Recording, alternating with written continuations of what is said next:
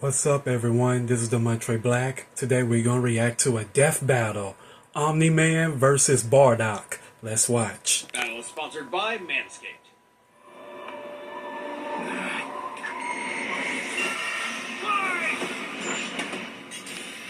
Omni-Man versus Bardock, the ostracized Viltrumite and the doomed Saint. He's Wiz and I'm Boomstick, and it's our job to analyze their weapons, armor, and skills to find out who would win a death battle. Omni-Man, Earth's once greatest hero. Alongside the Guardians of the Globe, he protected the world from all manner of threats. And then, in a single day, it all went horribly wrong. Hi, Omni-Man! How, Omni-Man? Who, Omni-Man? Who indeed? Champion of Earth, best-selling author J.K. Simmons, yet it was all a charade, with his murderous rampage only brought to a halt thanks to his own son. It all starts with his home planet, Viltrum, which I hear is a totally lovely utopia. Through brutal, mortal combat. With a K! Or, wait, no, that came later. Viltrumites are among the most powerful beings in the universe, even more so after they purge the weaker members of their species. As a vanguard of the Viltrumite Empire, Omni-Man infiltrated Earth as Nolan Grayson, expected to prepare the planet for Imperial assimilation. Which should have been easy, since he's got your classic strongman superpowers and he's basically invulnerable, easily knocking around asteroids the size of Texas. He can fly at unbelievable speeds, soaring from Earth to the planet Thraxa in under 1 week. Thraxa is, quote, a couple galaxies away, give or take, so a minimum of 2 galaxies. Beyond the Milky Way's neighbor Andromeda is the lesser-known Triangulum Galaxy, which is over 2.7 million light-years away. Reaching it in under 1 week means Omni-Man must have flown over 142 million times faster than light. Oh, and Viltrumites can't breathe in space, so he held his breath the whole way. And it's not like he was in a rush. He was on a soul-searching trip, contemplating the significance of smashing his own son's face in. Think, Nolan, think. Yeah, this is why I'm never having kids. You're missing out. But according to another Viltrumite, Thetis, a bunch of other Viltrumites who actually were in a hurry flew to Viltrum across the Virgo supercluster in less than 24 hours. That's over 20 billion times faster than light. You don't really need to rush anyway. The older a Viltrumite gets, the slower they age. According to the Invincible Handbook, Nolan is over 2,000 years old. And regardless of age, Viltrumites don't suffer muscle fatigue like humans do, so they rarely ever tire out. Seriously? He's got parenting easy mode on, and he couldn't even handle that. I would have killed for that back when my daughter was born. Well, you would have to be a Viltrumite first. A Viltrumite's body contains smart atoms, which they subconsciously manipulate. This cellular structure can effectively recall certain states of being regardless of their present environment, reacting to changes at an atomic level to perform the impossible. Yeah, like surviving your intestines getting ripped out, or even more scary, ripping out your whole beard all at once. Ugh. Only a Viltrumite could pull off something that disturbing. Nolan is incredibly tough, but if he faces superior forces, his smart atoms can adjust to make him even stronger by comparison. This is why Viltrumites are considered invincible. Most weapons in the universe can't even scratch a Viltrumite like him. Even a ship's cannon like this one can't take down a Viltrumite, and it obliterated a massive solar disk nearly half the size of a star. Speaking of planets, he's strong enough to shatter one by flying straight through it. A planet so big it has a whole ring around it. The Roche limit factor dictates the size a celestial body must be in order to disperse orbiting material as a ring. In short, an Earth-sized planet can't support such a ring, meaning this one must be much larger. And don't get me started on how the ring is actually made up of dead bodies, because, spoilers, just go read the comic. If Roche isn't doing it for you, this planet also supports 5 moons in its orbit, and even the smallest is a perfect sphere, meaning its own gravity shaped it. At minimum, a moon like that must have a diameter of 600 kilometers, or 370 miles.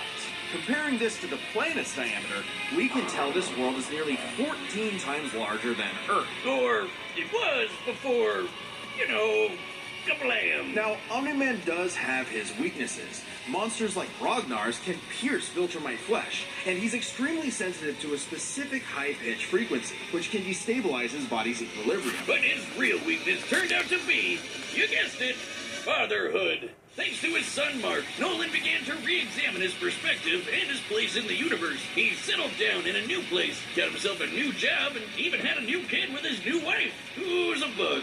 The bug lady, he banged a bug. Why, Omni-Man? How, Omni-Man? Hey, everyone deals with parenting stress in their own way. When Nolan was lecturing to Mark about how insignificant people are, Mark wasn't the only one he was trying to convince, if you catch my drift. Nolan Grayson's real mission isn't planetary conquest or saving the innocent. It's to discover if a violent man who can break the world can also be a good father. Godspeed, Omni-Man. In the far reaches of the cosmos laid a world with a people like no other, born and raised to do just one thing: fight. The Saiyans, a proud warrior people from the planet Vegeta, ruled by, King Vegeta. Well, Narcissus Punch. Exactly. Their pride blinded them to the truth of their impending doom. But perhaps one Saiyan represented the best of them, even during their waning glory days. Bardock! He's cool, he's crude, he's got a bad attitude, and if he goes apeshit, you're totally screwed. And guess what? He's father of Goku. Oh wow, I never would have guessed. Right? What a curveball. So what does that make Turles? Who? Ahem. Bardock was a cold-blooded killer, ruthlessly conquering planets in service to the Saiyans' true overseer, Lord Frieza. They didn't just conquer planets, they wiped out every living thing, leaving Frieza uninhabited rocks to sell away. Bardock was an asshole. Well, until he wasn't. Bardock's story has evolved over the years, with multiple iterations to draw from. Including one where he's a brilliant scientist. But only one is considered officially canon. Bardock's demeanor began to shift when he met and eventually married fellow warrior Gine, and had two sons, Raditz and Kakarot. No, Bardock didn't go totally soft. He was still a ruthless warrior. You know that iconic red headband of his? It's stained with the blood of his fallen friends. Hardcore! Bardock could fly, move faster than light, and was naturally adept in using his ki as an explosive weapon. AKA shooting lasers from his hands! True to his brutal screw-you nature, Bardock's moves are all about overwhelming power. His final spirit cannon is like a ki-powered bazooka. His rebellion hammer punch ignites enemies on contact, and his rebellion spear basically turns him into a supercharged battering ram. The guy has no chill. He will run you over, break your spine, light you on fire, and then move on to the next guy. All in a day's work for a Saiyan. Marriage didn't change that. While Bardock cared for Gine, in fact being one of few Saiyans of his time to actually have a romantic partner, he was still no family man. Like most Saiyans, he saw his sons as nothing more than future soldiers. Bardock was a low-class warrior, so it was unlikely his kids would grow up to be anything more than battlefield fodder. But they would still possess the Saiyans' power, a transformation that was the key to their planetary devastation. Big Boogie! Under the light of a full moon, a Saiyan with a tail manifests the Uzaru. This great ape form increases Bardock's power tenfold, turning him into an unstoppable kaiju. Quick, someone call Yajirobe! While some Saiyans can maintain control over this berserker form, low-class warriors like Bardock don't receive the same level of training as those of higher birth. Prince Vegeta's control is so precise he can speak while changed, but Bardock cannot. Hell, it's questionable if he even remembers everything that happens when he goes full-tilt gorilla. The Saiyan strategy is pretty much just monkey see, monkey smash. Despite being low-class, Bardock's power level nearly matched that of King Vegeta, who could destroy multiple planets at once. At about this time, King Vegeta's power level was around 10,000. Yeah, we know power levels are kinda janky. Nobody can agree on what the number really means. Outside of his fight with Gas, Bardock doesn't really show any high-end feats in canon, but we can use power levels to compare him to other characters with similar levels to better understand his potential. Like when his son fought Prince Vegeta. What's the scouter say about his power level? It's over 8,000. Yeah, the dub changed it to fit Vegeta's lip flaps, but we only cover the cold hard truth, damn it. According to this movie pamphlet, Goku's power level between his fight with Vegeta and his trip to Namek was 10,000. This lines up with that previous reading and puts him on par with Bardock. Goku's training during the trip eventually raised him to 90,000 upon arrival, but this gives us a clear window. Yeah, early in the trip, he had to dodge a bunch of incoming asteroids and blast his ship away from a star, which is impressive considering the speed involved. The planet Namek is outside Earth's quadrant of the universe, and it took his ship 6 days to make the journey. Traveling a quarter of the universe's diameter would put the ship over 9.5 trillion times the speed of light. And Goku would have had to keep up with that kind of speed to do all that other stuff. Makes sense, given far weaker characters could reach the moon in a fraction of a second. Should be trivial enough for Bardock. All this speed and power meant when Bardock and his team assaulted the planet Cereal, they went, cheerio! Bardock ravaged the planet, annihilating its people, until he found 2 survivors, a mother and her child. Some may call it weakness, others a moment of clarity. But Bardock was suddenly reminded of his wife and recently born son. He chose to spare the 2, and even pushed himself far past his limits to protect them from his own Frieza Force allies, who taunted that Frieza had dire plans for the Saiyans' future. This moment changed Bardock, making him more appreciative of his family and cautious of Frieza. When all the Saiyans were called back to planet Vegeta for mysterious reasons, he had a hunch something was up. So, before his final stand, smashing through hundreds of soldiers before coming face to face with the tyrant, he sent his youngest kid away for protection. A choice that allowed his son to thrive. And hey, that's what good parents do. A choice that would have a greater significance than Bardock could ever imagine. And then Dildo Dickhead blew them all up and he died. Or did he? Bardock got killed so freaking hard he got blasted back in time. Actually, he was pulled away by these 2 who miscalculated and misplaced him incorrectly in the time stream. Blah, blah, blah, non-canon, whatever. He survived. And when he realized what happened, he got so unbelievably pissed off, he went Super Saiyan. What? Alright, this is very much an alternate universe what-if scenario, and it is jarring. But think about it. The Super Saiyan form is not achieved through training alone. It requires dedication, introspection, victory, failure, love, and loss. Frieza destroyed the Saiyans because he feared the possibility of the Super Saiyan, a Saiyan with power that could rival his own. But perhaps Bardock's transformation was more than simply a what-if. He had begun to take the very steps his son later would to achieve the form. Perhaps, if Frieza had hesitated, even for a moment, his fear would have manifested before him, right then and there. Damn, pour one out for Bardock, who figured out how to be the truest Saiyan right at the end of it all. I know Kakarot would be proud. Hey, shout out to everyone who believed in us during our recent crowdfunding. And joining you in that support is the first ever sponsor for an independent death metal episode, Manscaped. Manscaped's newest masterpiece is the Lawnmower 5.0 Ultra in forged gold. Talk about a fancy name. This special edition trimmer is the perfect tool for the golden era of hair grooming, where precision, luxury, and performance meet. There's limited quantities available, so you need to pick one up soon. If you're anything like me, your scruff grows all over the place way too fast. Or maybe you get that itchy scraggle Wiz has. Yeah. Either way, the Lawnmower 5.0 Ultra Gold comes with 2 blades for any occasion, a trimmer and a foil. And look at it! It's so slick! It's waterproof, of course, and the new LED light illuminates even the trickiest spots, while adding a touch of elegance to your routine. Join the 10 million men worldwide who trust Manscaped for all their grooming needs. Get the special edition Lawnmower 5.0 Ultra in forged gold while supplies last. Get 20% off plus free shipping with the code DEATHBATTLE at manscaped.com.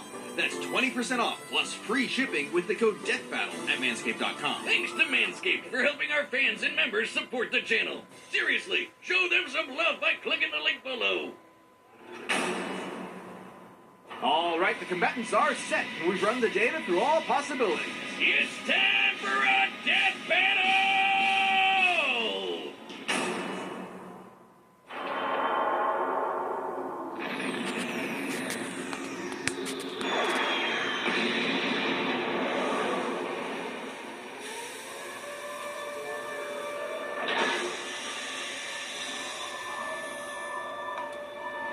Great.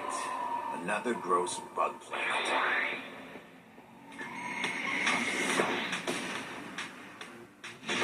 This planet isn't anyone's to conquer. Don't underestimate me!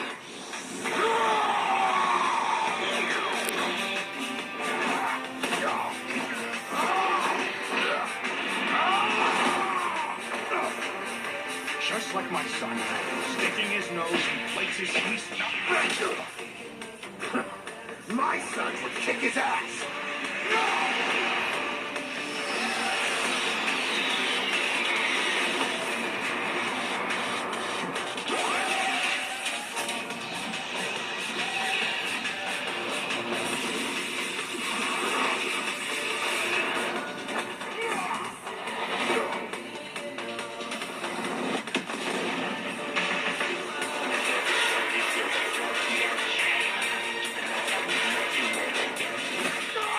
Whatever you are, you're an embarrassment.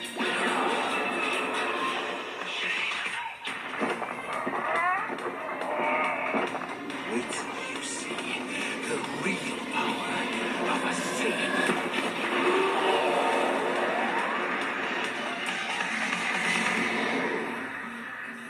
Am I supposed to be impressed?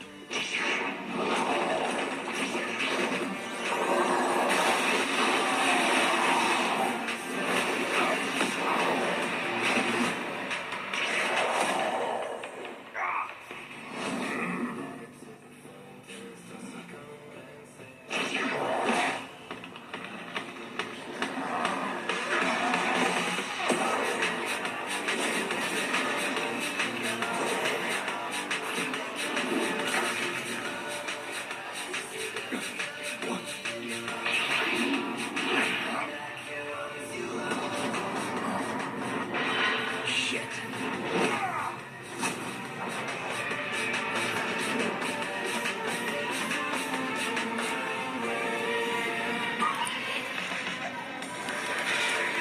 No. My sons. Leave me. I won't let you take me from my wall.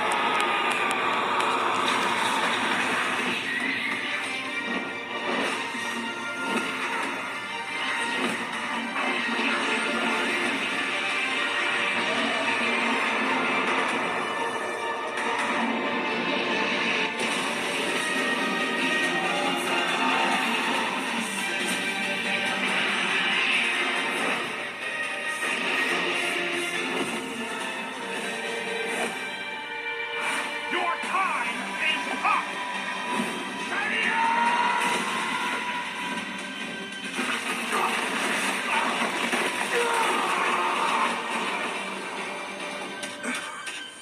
You said Saiyan. Remember it.